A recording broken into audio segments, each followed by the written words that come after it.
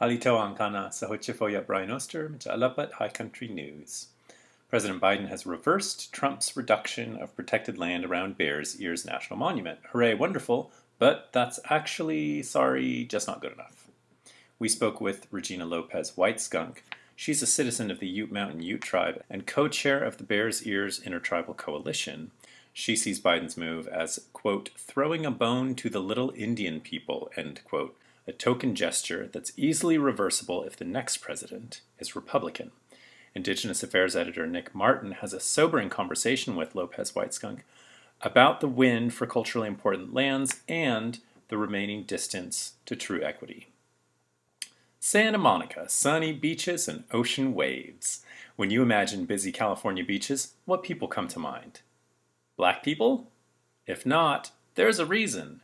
Reporter Falene Nurse exposes the hidden history of how racist policies like eminent domain have shaped Southern California, keeping wealth and even simple recreation out of reach for Black Californians, and how the next generation is reimagining the beach. Some of the people most impacted by wildfires belong to a demographic that's just not talked about that much: children. More than anyone else, children are acutely impacted by the disruption of routines. When they lose a home to wildfire, their education suffers. They lose their sense of safety.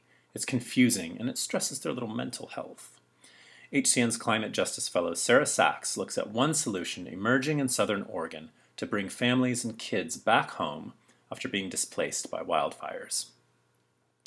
And speaking of fire, from an off-grid cabin in the Klamath Mountains comes a new essay by writer Joe Wilkins that ponders our changing relationship with what he calls one of humans' oldest technologies.